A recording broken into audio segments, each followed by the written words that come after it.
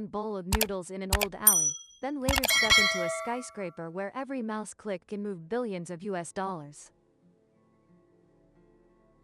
You can also admire thousand-year-old ancient temples nestled among steel forests, where every square meter of land is valued in gold. This is Shanghai, China's wealthiest city, a place where money, power, and speed converge. But there are still small street corners and serene temple roofs reminding us that no wealth is absolute. And if you want to see how China is stretching its wings, look at Shanghai today. The city, where everything begins with speed. You might think Shanghai is rich because people know how to make money, but the truth is this city was forced to live fast from birth. The location of Shanghai is like a golden door, situated right where the massive Yangtze River flows into the East China Sea. This is the natural gateway connecting all of vast central China with the outside world, a location any city would dream of. Therefore, for hundreds of years, it has been an indispensable transit point on trade routes. When Western powers forced China to open up, they targeted Shanghai directly, and from then on, the fate of this small riverside city changed forever. That location doesn't allow Shanghai to stand still. It must either develop extremely fast to lead or be swallowed by waves of commerce and international forces. Change. Shanghai has become China.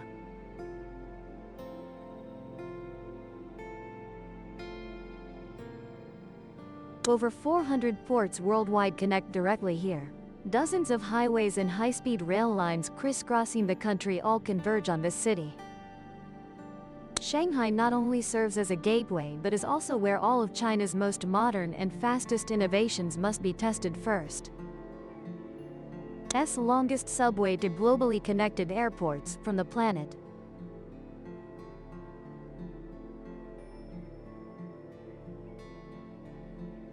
Everything in Shanghai moves at a pace that leaves no time to breathe, because slowing down here means being left behind.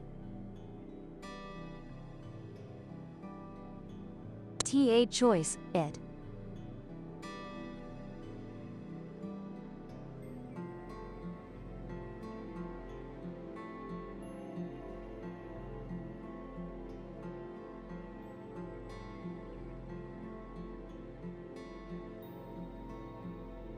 The journey from a muddy fishing village to Asia's financial capital.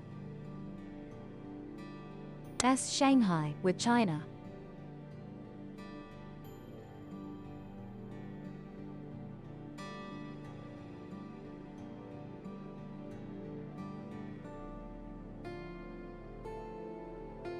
Everything began to change when China was forced to open trade in the 19th century. Shanghai was chosen as one of the first open ports, welcoming waves of merchants, ships, and Western influence. European-style villas gradually rose, followed by banks, insurance companies, and international financial centers. But the real turning point came when China entered its reform and opening up period in the late 20th century. In 1992, the policy to develop Pudong was issued. Back then, it was just an empty tidal flat where people said even grass struggled to grow. Most modern financial center, with Shanghai Tower, China.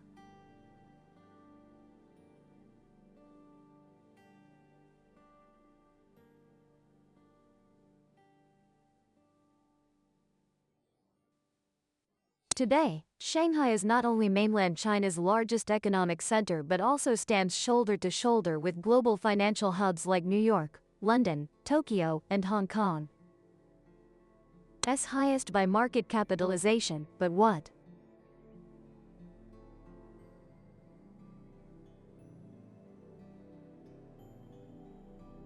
A city once carved up by the West and scarred by war has now risen through its own strength. And that is the true spirit of Shanghai, not just running fast but knowing how to rebuild from ruins. A financial capital that never sleeps, where every day and hour, massive capital flows continue to circulate, carrying the nation's aspirations. Where is China's economic heart beating? To understand why Shanghai can't stop, just look at the numbers flowing through this city daily. Shanghai occupies less than 1,000th of China's area but contributes an immense portion to the national economy. Each year, Shanghai's total economic output exceeds $600 billion, equivalent to over 15 quadrillion Vietnamese dong. A figure that commands attention from any country. The Shanghai Stock Exchange best reflects the city's financial pulse, with a total market capitalization of over $7 trillion. S1 of the world. Every day, hundreds of billions of dollars circulate through mouse clicks and electronic orders, deciding the fate of companies big and small. Not stopping there, Shanghai is also where China's latest economic policies are tested.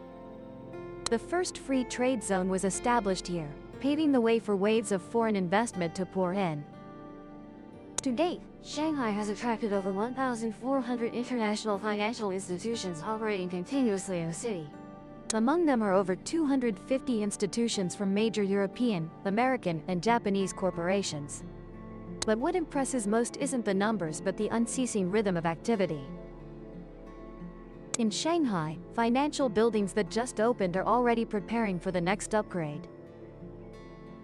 Investment funds are constantly established, new financial products hit the market daily. Because here, stopping even for one day could knock you out of the game.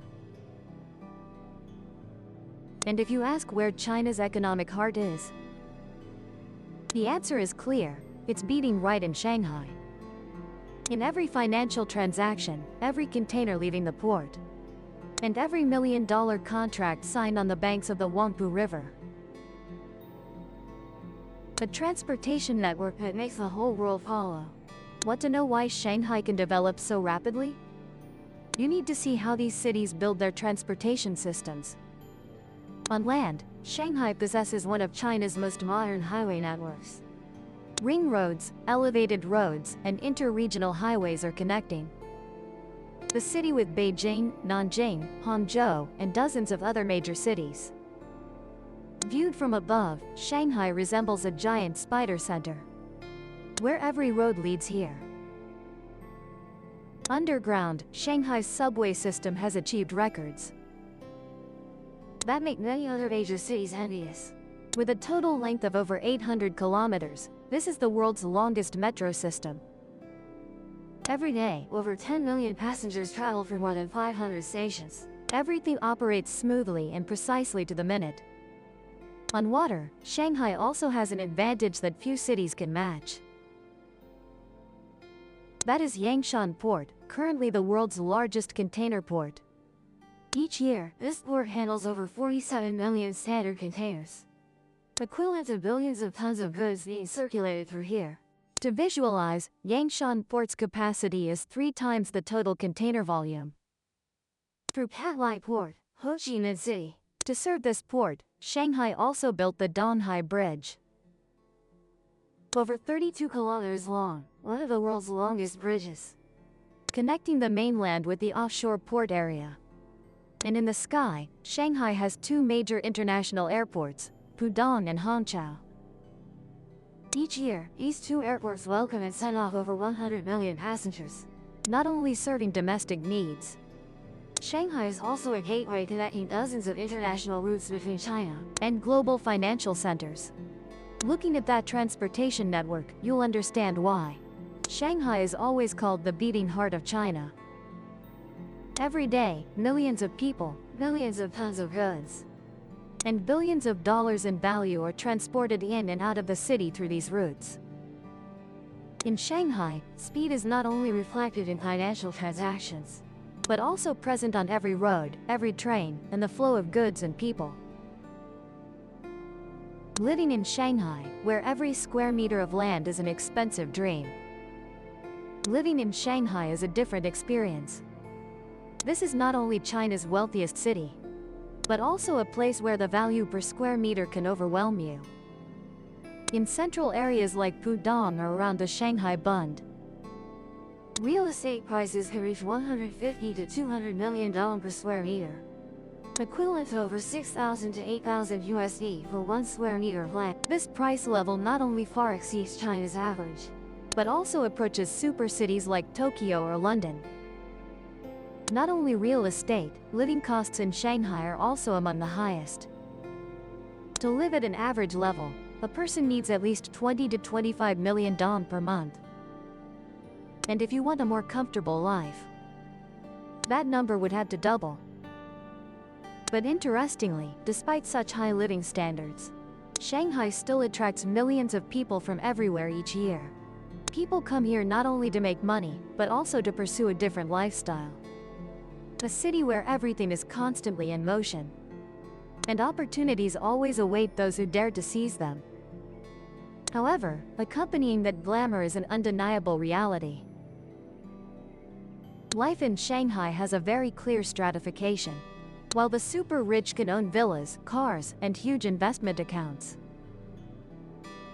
many migrant workers still have to squeeze into cramped rented rooms in the suburbs. They work hard every day, contributing to the city's development, but sometimes cannot truly become part of this place. In Shanghai, every square meter of land is an expensive dream, and not everyone has the opportunity to reach that dream. But that's precisely what makes this city special. A place where everyone carries their own aspiration. A place where, even at a high cost, people are willing to trade, to live, to contribute, and to dream. Shanghainese people live fast, choose smartly, know how to enjoy. If Shanghai is a brilliant stage, then Shanghainese people are the main actors, always ready to shine under the city lights. Shanghainese are famous throughout China as a practical group who know exactly what they want in a city where speed is essential for survival. They learn to weigh every decision, every relationship, every penny. It's not hard to encounter an ordinary Shanghainese person who can fluently discuss bank interest rates, gold prices, real estate prices, or the latest investment trends. But being practical doesn't mean being dry. Shanghainese people also know how to enjoy life more than anyone. You'll see luxurious coffee shops always crowded with customers, newly opened restaurants always bustling with people queuing, and on cool afternoons, there's no shortage of people leisurely strolling along the Wangpu River just to admire the scenery and breathe in the city's rhythm. For them, making money is to live well. And living well isn't just about eating well and dressing nicely, but also knowing how to spend time on things that make them happy. One of the most interesting things about Shanghainese psychology is their mindset about choosing companions. The story about area code 310 in dating is that many Shanghai girls, when looking for a partner, will care about background. Many Shanghai girls, when looking for a partner, will immediately ask, "Are you a native Shanghainese?" If you don't have area code 310 in your personal information, you'll encounter quite a few barriers. It sounds strict, but that's how Shanghainese people maintain a social circle they consider safe and suitable. In a city with too many people pouring in, this helps them feel they still have control over their choices. But if you become a trusted friend or partner, Shanghainese people are extremely enthusiastic, generous. They know how to turn meetings into memorable memories. A meal can last for hours, not only to enjoy but also to chat, share, and connect. Shanghainese live fast, but also know when to slow down. That is a quality not every city possesses, and perhaps that is exactly what helps Shanghainese always maintain their characteristic confidence amidst an ever-changing urban world. Shanghai cuisine, sweetness and hidden power in every dish. If there's anything that best reflects the spirit of Shanghainese, it is the cuisine. In a city where life's pace is always hurried, people still take time to eat well. Not just to fill the stomach, but to enjoy. That is precisely the reason Why Shanghai cuisine always carries a very distinct flavor. Shanghainese prefer dishes with a light, sweet taste. This is not by chance. In a dense, high-speed urban environment, those light, sweet flavors act as a balance, helping people find a bit of gentleness amidst the steel and glass world. You can start your Shanghai culinary journey with a steaming hot xiaolongbao. The skin is so thin it's almost transparent. Inside is meat filling with rich broth. Just a light bite and the flavor spreads. That seemingly simple dish requires masterful technique. And in Shanghai, there are shops that have been making xiaolongbao for another dish that makes Shanghainese proud is Shanghai-style braised pork belly. The piece of meat is glossy, melt in your mouth soft, fatty but not greasy. It is one of the dishes that clearly expresses the culinary philosophy, knowing restraint, knowing balance. Going deeper, you'll see Shanghai as a city of blending. This place was once China's gateway to the world, and that is also imprinted in the cuisine. Western dishes are adapted by Shanghainese in their own way, from butter toast to Shanghai-style Italian pasta. And those seemingly simple dishes are aroma, color, gold. Each dish carries a bit of fusion, but still maintains the soup. Especially the tea and coffee culture in Shanghai is also. Few people know that the number of coffee shops in Shanghai has now surpassed Tokyo, London, or New York. Shanghainese may drink coffee in the morning to kickstart a busy workday, but can also sit sipping afternoon tea by the window to enjoy rare moments of tranquility. Because in Shanghai, eating is not just a basic necessity, but also an art. A way for people to pause amidst the city's fast-paced life, and perhaps, from that very meal, you'll gain more insight into how Shanghainese live, feel and preserve their unique identity in an increasingly flat world. When ancient incense smoke meets modern electric lights, in a city of skyscrapers and billion-dollar stock exchanges, one can still catch the delicate wisps of incense rising from ancient temple roofs. That is Shanghai, where millennia-old incense smoke still coexists with brilliant electric lights. Although the pace of life here never stops accelerating, the Shanghainese need for spiritual refuge has never diminished throughout. People still form long queues before the Jade Buddha Temple, the city's most famous temple. This temple was built in the late 19th century, housing two precious Jade Buddha statues imported from in the heart of the modern metropolis. This is where people pray for peace and prosperity, and also find some peace of mind. Another essential stop is Longhua Temple, Shanghai's oldest temple. And locals proudly claim it has existed for over 1,000 years. Every New Year, thousands come here to draw fortune sticks, pray for luck, and release floating lanterns among ancient pagodas and the echoing temple bells. In China. But faith in Shanghai isn't confined to Buddhism. The city was once the gateway to the West, and that imprint remains vivid in structures like St. Ignatius Cathedral, with its majestic Gothic architecture.